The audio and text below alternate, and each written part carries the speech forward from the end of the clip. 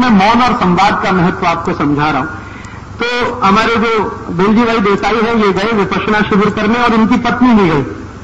अब वहां पहला इंस्ट्रक्शन है कि 9 दिन आपको मौन रहना पड़ेगा या 10 दिन मौन रहना पड़ेगा। तो ये चले गए, पत्नी अलग पति अलग। और तीसरे दिन तो बेलजी भाई ने कहा कि मुझे लगा मैं पागल हो जाऊंगा, भागे वहां से, पत्नी भी भागी होना। तो उन्होंने कहा कि यहां रह के पागल हो जाए, उससे अच्छा घर में लड़ मर के पागल हो जाए। उसके बाद उन्होंने कभी उधर मुंह नहीं किया।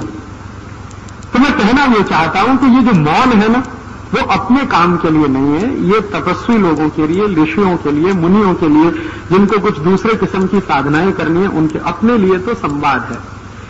और आप देख लो इस बात को कि जिस घर में संवाद जितना ज्यादा होगा, उस घर के तनाव उतने कम होने वाले हैं। वो संवाद भले फालतू का हो या बेफालतू का, इसका कोई मतलब नहीं। बेकार की बातें भी आप कर सकते हैं, जरूर करिए। कभी कभी गप्पे मार सकते हैं, मारिए, गप्पों का कोई अर्थ नहीं होता, लेकिन फिर भी आप मारिए। लेकिन उससे क्या होता है ना, जो संप्रेषण है वो महत्व का है। और हम तो बिना संवाद किए रह नहीं सकते। जैसे मैं उदाहरण दूं, हम बाजार जाते हैं, ठीक है, और कोई एक दुकान में चले गए। अब दुकान में आप कभी एक ऐसी दुकान में जाओ जो डिपार्टमेंटल स्टोर टाइप की है, जहां पे हर सामान रखा हुआ है, उसकी कीमत वहां पे चिपकी हुई है और कोई है नहीं वहां, कोई नहीं है वहां, सामान रखा हुआ है, कीमतें लगी हुई है, ये फलानी चीज इतने रुपए की, ढिमाकी चीज इतने रुपए की, उठाओ टोकरी में डालो, बिल बनवाओ, निकल आओ। एक तो ऐसी दुकान है। और एक ऐसी दुकान है जहां हर काउंटर पर एक कोई खड़ा है, चाहे कोई भाई खड़ा है, चाहे कोई बहन खड़ा है, और उसने भी लिख रखा है कि देखो ये चीज इस रुपए की। तो आप तो कुछ ना कुछ करने ही वाले हैं। आपको लिखा है तौलिया 20 रुपए की, रेट फिक्स है, फिर भी अरे भाई 18 में दोगे क्या? अब ये जो आपने कहा कि 18 में दोगे क्या, भले वो नहीं देगा, आप 20 में ही लाओगे, लेकिन वो संवाद करने का खोजा आपने रास्ता।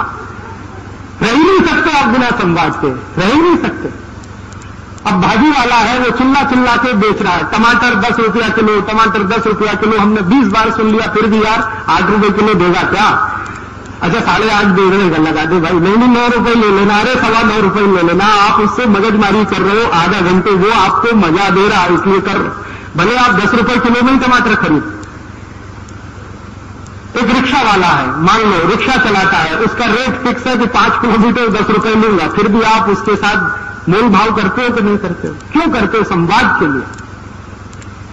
कोई लोग ये कहते हैं कि हम कंजूस है, कंजूस नहीं है। भाई बिना संवाद के हम रह नहीं सकते, प्रॉब्लम अपनी ये है, इसलिए हम उससे बातें कर रहे हैं। वो चाहे रिक्शा वाला हो, चाहे तांगे वाला हो, चाहे सब्जी बेचने वाला हो, चाहे तौलिया बेचने वाला हो, या कुछ भी बेचने वाला हो, हमें तो उससे संवाद करना ही है। क्योंकि बिना संवाद के व्यक्ति का संबंध बनता नहीं, और व्यक्ति का संबंध न बने तो ये प्रकृति से जुड़े कैसे आप? जब सबको कुटुंब मान के आप चल रहे हैं तो किसी से जुड़ाव तो हो, तो जुड़ाव होगा कैसे? वो तो संवाद से ही हो सकता है। किसी अनजाने आदमी से कैसे जुड़ेंगे आप? बिना बोले जुड़ सकते? सवाल ही नहीं उठता। हर अनजाने आदमी से आप जुड़ेंगे तो बोलकर जुड़ेंगे, और बोलने में संवाद तो आने ही वाला है। तो मैं कहना यह चाहता हूं कि अपने परिवारों में अभी क्या हुआ है, संवाद धीरे धीरे कम हो गया। ये जो हमारे कार्यकर्ता हमको शिकायत करते, राजीव भाई हमारी पत्नी मदद नहीं करती, हमारे बच्चे मदद नहीं करते, सब कार्यकर्ताओं के घरों में एक और एक प्रॉब्लम है, संवाद की कमी। संवाद करते नहीं, कुछ भी करके आएंगे बाहर, कभी घर में आकर नहीं बताएंगे हमने आज क्या किया। पत्नी पूछेगी 10 बार, अरे क्या किया क्या किया, फिर भी नहीं बताया। अरे तेरे काम की चीज है, बताएं क्या किया। अब जब आप ये मान ही लेते हो कि उसके काम की चीज नहीं है, तो फिर भले आप काम की चीज करो तो वो होने वाली नहीं, सहयोग मिलेगा कैसे आपको? भले आपने दुनिया में तोप चलाई, घर आके बता तो दो कि मैं आज तोप चला के आया, मैंने 10 लोग मार डाले, बताओ तो सही, संवाद तो करो। और आप तो संवाद ही नहीं करोगे तो फिर तो गड़बड़ होने वाली। तो मेरे कार्यकर्ता जो मुझे ये शिकायत करते हैं कि परिवार का सहयोग नहीं मिलता, उसका एक ही कारण है कि हमारे परिवार में परिवार के संबंधियों के साथ संवाद बहुत कम है, और वो कई स्तर के कम है। एक स्तर जैसे ये है कि आप कहीं गए, आपने बताया नहीं आप कहां गए, बस हो गया किस्सा खत्म। आप कहीं जा रहे हैं, भले आप 5 मिनट के लिए घर के बाहर जा रहे हैं, लेकिन आपने बता दिया कि मैं पोस्ट कार्ड खरीदने जा रहा हूं, तो ये संवाद ही तो हुआ। आपने तो बस जुड़ाव हो गया। हर क्षण जुड़ाव चाहिए आदमी को, और आपने बताया नहीं, आपने तो मौन धारण कर लिया, अब आप कहीं चले जाएं, भले कितना भी महत्व का काम करके आए, लेकिन आपका संवाद हुआ नहीं है, तो उस काम का घर वालों के लिए कोई मतलब नहीं है, वो कितना ही बड़ा काम आप करिए। अब उनके लिए जब उस काम का कोई मतलब नहीं है तो बेकार है आपका सब काम, आप प्रेषित ही नहीं कर पाते। कम्युनिकेशन में बहुत लैकिंग है, और ये भी एक अहंकार, बस और कुछ नहीं। हम क्यों बताएं जी, और क्यों बताएं, क्योंकि हम तो मालिक हैं इस घर के। अब वही गड़बड़ है, मालिक नहीं है भाई, आप इस घर के ट्रस्टी हैं।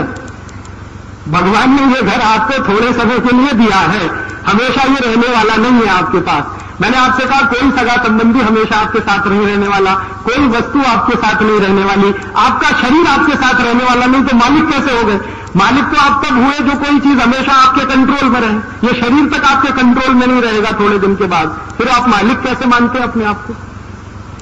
तो जब हमारे मन में ये मालिकियत का भाव आता है कि ये परिवार के तो सब मुझसे छोटे हैं, क्योंकि मैं इनकी जीविका चलाता हूं, मैं इनका मालिक हूं, बस वहीं गड़बड़ हो जाती है और वहीं से संवाद टूटता है। संवाद जहां टूटेगा वहां पर बेरुखी आएगी, और वो बेरुखी धीरे धीरे बढ़ती चली जाएगी, और कोई दिन गुस्से में फटेगी, आपके घर में टूटने की नौबत आ जाएगी।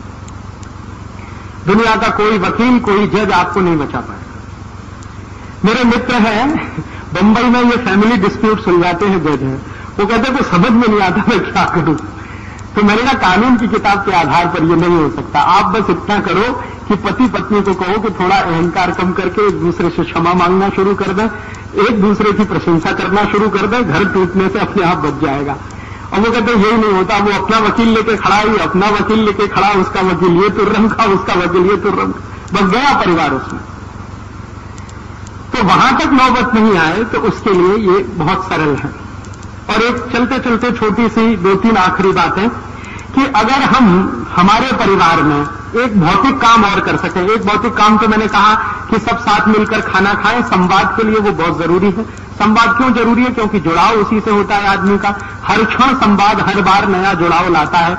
आप कई बार महसूस करेंगे कि संवाद करते करते आपका किसी के प्रति प्रेम बढ़ता है, या किसी के प्रति आकर्षण बढ़ता है। उसको जितना कम करते जाएंगे प्रेम भी कम होगा, आकर्षण भी कम होगा, सब चीजें कम होती जाएंगी, प्रेम तत्व कम होगा, मैंने आपसे कहा टेंशन बढ़ेंगे वगैरह वगैरह सब होगा। तो इसलिए इसका बहुत महत्व है। इसी के साथ एक चीज का और महत्व है, जो भौतिक बात है, वो ये एक दूसरे की सेवा करना। हम बीमार हैं तो हमारी कोई सेवा करे, लेकिन अपेक्षा न रखें। मैंने आपसे पहले कहा अपेक्षा रखेंगे तो मोह में जाएंगे, और बिना अपेक्षा के करेंगे तो प्रेम में जाएंगे। तो प्रेम के आधार पर हम सेवा करें। मान लीजिए हमारे पिताजी बीमार हैं, हमारी मां बीमार है, हमारा भाई बीमार है, हमारी बहन बीमार है, या हम बीमार हैं, तो मैं बीमार हूं तो मेरी कोई सेवा कर रहा है, या कोई दूसरा बीमार है तो मैं उसकी सेवा कर रहा हूं, बिना इस अपेक्षा के कि ये मेरी करें तो बहुत अच्छा, लेकिन अपेक्षा ना हो। तो क्या होगा कि प्रेम तत्व प्रबल होता जाएगा, लगातार बढ़ता जाएगा। और सेवा आप जानते हो इतना बड़ा माध्यम है जो किसी को भी जीत सकते। आपने देखा नहीं है, ये जो ईसाई मिशनरियां हैं, इन्होंने सेवा भाव से ही हिंदुस्तान के एक बहुत बड़े इलाके को जीत रखा। आप कभी नॉर्थ ईस्ट में जाइए, नागालैंड, मिजोरम, मणिपुर, त्रिपुरा, वो पूरा हिस्सा हिंदुस्तान से कटकर अलग होने को तैयार है सिर्फ सेवा के आधार पर। उन्होंने कुछ वो बना दिए हैं हॉस्पिटल, कुछ खोल दिए हैं स्कूल, उन स्कूलों में पढ़ाते हैं बच्चों को, हॉस्पिटल में करते हैं मरीजों की सेवा। बस उसी पर नागालैंड का साधारण नागरिक कहता है जी हमें भारत में नहीं रहना, हमको तो इनके साथ रहना। और उसी की ताकत पर उन्होंने यहां तक करा लिया है कि नागालैंड की भाषा अंग्रेजी है। हिंदुस्तान में 2 ही ऐसे राज्य हैं जिनकी राज्य भाषा अंग्रेजी है, बाकी कोई राज्य नहीं। कल को वो अलग भी हो जाए तो वहां की जनता उनके साथ जाने वाली। तो ये जो सेवा तत्व है ये हमारे यहां बहुत महत्व का है, और ये महत्व का तत्व तो हम परिवार से शुरू करें। परिवार में एक दूसरे की सेवा करना, वो छोटा हो या बड़ा हो, ये इमैटीरियल है, क्योंकि मैंने आपसे कहा कोई छोटा नहीं, कोई बड़ा नहीं, सब ईश्वर तत्व है, सब परमात्मा के अंश है।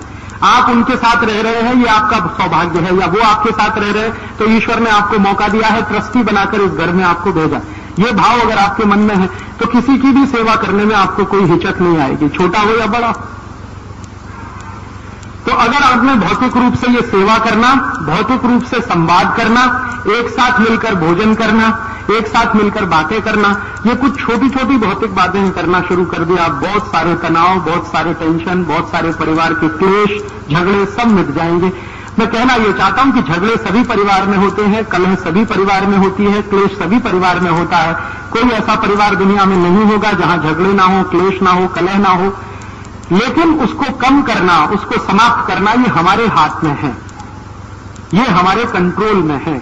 हम थोड़े व्यवहार के परिवर्तन से इन सब चीजों को बहुत आसानी से कंट्रोल कर सकते हैं। चलते चलते एक छोटी सी बात और, आजकल हमारे यहां परिवार अगर चलाना है तो कर्तव्य भाव से चलेगा। अभी हमारे देश में एक गड़बड़ हो गई है, और वो गड़बड़ ये हो गई कि एक संविधान आ गया हमारे देश में, जो हमारी इच्छा से नहीं बना है। ये बिल्कुल सही बात है। We the people of India, ये सबसे बोगस बात है जो लिखी हुई है, क्योंकि हमने कभी आत्मार्पित नहीं किया। 300 लोग थे जिन्होंने इसको बना दिया और उन्होंने घोषित कर दिया कि ये हो गया। अब उसमें गड़बड़ी जो हो गई है, मूल में भूल वो ये हो गई है कि जो कुछ उसमें है वो अधिकार प्रधान है, कर्तव्य प्रधान कुछ है ही नहीं। पूरे संविधान आपको ये अधिकार, आपको ये अधिकार, आपको ये अधिकार, आपको ये अधिकार, आपको ये मौलिक अधिकार, आपको वो मौलिक अधिकार, कर्तव्य भाव उसमें नहीं है। एक जगह है बस पूरे कॉन्स्टिट्यूशन में, आर्टिकल 51, बस उसके बाद कहीं कुछ नहीं है। और अधिकारों के लिखान निकालूं तो 20 आर्टिकल है। तो ये जो अधिकार प्रधान हमने बनाया अपने संविधान को, तो सरकार भी पूरी तरह से अधिकार प्रधान है। सरकार को ये अधिकार है, सरकार को ये अधिकार है, सरकार को ये अधिकार है, सरकार को ये अधिकार है। कर्तव्य क्या है? वहां पे ठन गोपाल। तो मैं कहना यह चाहता हूं कि अपने देश का संविधान और ये जो सरकार है ना, ये बिल्कुल उल्टी दिशा में है। कारण उसका यह है कि ये सब कुछ अधिकार प्रधान व्यवस्था में है। अपना परिवार अधिकार प्रधान व्यवस्था में नहीं चल सकता। परिवार चलेगा कर्तव्य प्रधान व्यवस्था से। परिवार में हम अधिकार से ज्यादा कर्तव्य की बात सोचें। मेरा ये कर्तव्य है, मेरा ये कर्तव्य है, मेरा ये कर्तव्य है, मुझे ये करना है, पति का ये कर्तव्य है, पत्नी का ये है, बेटे का ये है, बेटी का ये है, मां का ये है, पिता का ये है, भाई का ये है, बहन का ये है। सब अपने कर्तव्य भाव से प्रेरित रहे तो परिवार बहुत अच्छे से चलता है। अगर अधिकार भाव से आपने बात करनी शुरू की तो बंटवारे होते। दो भाई जो एक ही मां से पैदा हुए हैं वो क्यों बंटते हैं? 4 भाई जो एक ही मां से पैदा हुए हैं, एक ही तरह का जेनेटिक मटेरियल उनके पास है, वो आपस में झगड़े क्यों करते हैं? संपत्ति का बंटवारा क्यों करते हैं? अधिकार भावना से। मेरा अधिकार इतनी संपत्ति पर, तेरा अधिकार इतनी संपत्ति पर, मेरे हिस्से में इतना, तेरे हिस्से में इतना। तो ये जो अधिकार भावना आई है, ये अंग्रेजों की लाई हुई है हिंदुस्तान में। अगर अंग्रेज नहीं आते तो हिंदुस्तान के समाज में ये अधिकार भावना नहीं होती। अंग्रेजों ने लाकर ऐसे नियम कायदे कानून बनाए और ऐसा ही संविधान बनवा दिया जिसमें अधिकार अधिकार अधिकार तो हर जगह है, कर्तव्य तो कहीं है नहीं। तो मैं आपसे कहना यह चाहता हूं कि आप परिवार अगर चला रहे हो तो कर्तव्य भावना से चलाओ, अधिकार भावना से नहीं। मेरा ये कर्तव्य है, मेरा ये कर्तव्य है, पिता के प्रति बेटे का ये कर्तव्य है, बेटे के प्रति पिता का ये कर्तव्य है, पत्नी के प्रति पति का कर्तव्य है, पति के प्रति पत्नी का कर्तव्य है, वगैरह वगैरह। ये जितना भी कर्तव्य भाव से आप चलेंगे, आपके परिवार में तनाव बिल्कुल नहीं होंगे। तो ये छोटी छोटी बातें, कुछ इसमें भौतिक है, स्थूल है, कुछ आत्मिक है, अंदर की है, मन की है। मन के स्तर पर थोड़ा बदलें, शरीर के स्तर पर थोड़ा बदलें, तो बहुत सुंदर तरीके से आप परिवार में चल सकते हैं। प्रसन्न रहें, प्रसन्न रखना सीखें दूसरों को। ये जो प्रेम है ना, वो प्रसन्नता का एक दूसरा हिस्सा है। कोई पूछे प्रेम का भौतिक स्वरूप बता दो, आप किसी को प्रसन्न रख सकते हैं तो प्रेम करते हैं, नहीं रख सकते तो आप प्रेम नहीं करते। मोह कर सकते हैं उससे। मोह से मैंने कहा स्वार्थ पैदा होगा, स्वार्थ आगे लालच तक ले जाएगा आपको, और कहां ले जाके तोड़ेगा कोई नहीं जानता। लेकिन अगर आपने प्रेम रखा है तो प्रेम में से तो स्वार्थ कभी आने वाला नहीं। प्रेम से तो प्रसन्नता ही निकलेगी, आनंद ही निकलेगा, त्याग की भावना आएगी, कर्तव्य की भावना आएगी। जहां प्रेम प्रधान होगा वहां कर्तव्य अपने आप आ जाएगा, क्योंकि हमें दूसरे को प्रसन्न रखना है तो कर्तव्य भाव में ही रख पाएंगे, अधिकार भाव में तो नहीं रख पाएंगे। तो मेरा ये कर्तव्य है, ये मानकर मैं करूं। और अपने कर्तव्य हम सब समझते ही हैं, ऐसी कोई बड़ी बात नहीं है। सभी जीव जगत के जीव जंतुओं के प्रति हमारा जो कर्तव्य है वही कर्तव्य है हमारा सबके प्रति, जो हमारे परिवार के साथ है या कुटुंब के हिस्से हैं। और अगर ये हम अपने परिवार में करें तो मैं मानता हूं कि आपका परिवार, हमारा परिवार एक अच्छा परिवार बन सकता है, जिसमें तनाव नहीं होंगे, कलह नहीं होगी, क्लेश नहीं होगी। कलह क्लेश कभी होगी भी तो बहुत आसानी से निकल जाएगी। मैंने आपसे कहा कि कभी कलह हो जाए, क्लेश हो जाए, क्षमा मांगने में देर मत करिए और क्षमा करने में देर मत करिए। तो आप देखेंगे 2 मिनट में सब काफूर हो जाएगा। गलतियां हर आदमी करता है, कोई आदमी आदर्श नहीं होता, न कोई स्त्री आदर्श है, न कोई पुरुष आदर्श है, न कोई बेटा आदर्श है, न कोई बाप आदर्श है। हम में से चूंकि कोई आदर्श नहीं है और हम सब परमात्मा के अंश हैं, ये मानकर अगर हम कोई भी बात करेंगे तो बहुत आसानी से क्षमा करना, क्षमा करवाना या क्षमा देना या क्षमा लेना हमें आ जाएगा। बहुत आसानी से हम प्रेम करना सीख जाएंगे, प्रशंसा करना सीख जाएंगे, सेवा बहुत आसानी से हम कर पाएंगे और परिवार को एक अच्छा स्थान बना पाएंगे, जहां जो भी रहेगा कर्तव्य भाव